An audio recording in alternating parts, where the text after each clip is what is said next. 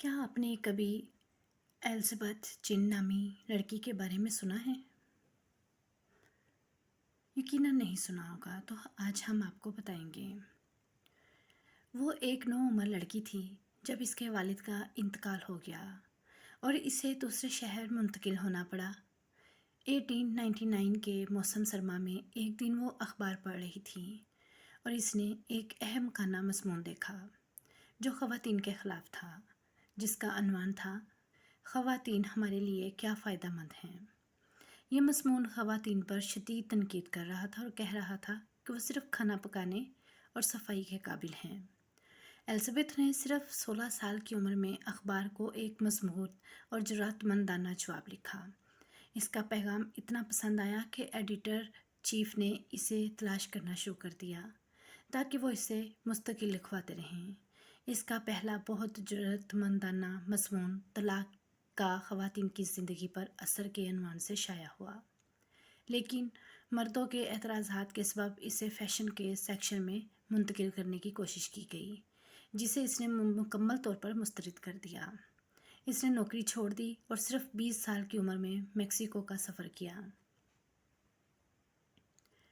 वहाँ इसने New York world नामी मारूफ अखबार में रिपोर्टर के तौर पर काम किया। इसने एडिटर से एक अनोखी तजवीज़ दी। वो एक पागल खाने में ख़ुद को पागल बनाकर दाखिल करेगी और वहाँ के हालात की तहकीकात करेगी, और इसी तरह इसने किया। इसने पागल खाने में जाकर पागल होने का बहाना किया और पुलिस ने इसे पकड़कर एक छोटे से अस्पताल पहुँचा दिया, जहाँ इसे जहनी मरीज़ करार देकर ब्लैक वॉल नामी जजीरे के पागल खाने में दाखिल कर दिया गया। वहाँ इसने बदतरीन हालात का सामना किया।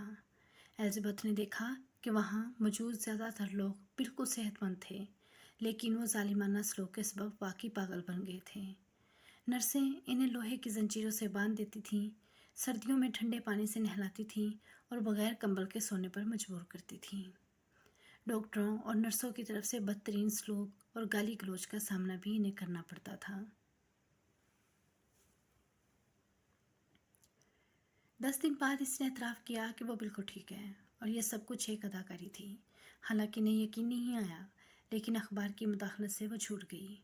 बाहर आकर इसने 10 दिन एक पागल खाने में के अनवान से एक किताब लिखी, जिसमें इसने अपनी हैरान कुन तजर्बे को बयान किया। सहाफ़ी एलिज़ाबेथ चिन को इसके कलमी नाम नेली बेले के तहत आलमी शोहरत हासिल हुई। इसकी लिखी हुई किताबों और दस्तावेज़ी फ़िल्मों ने इसे सहावत की दुनिया में एक अजीम मुकाम दिया।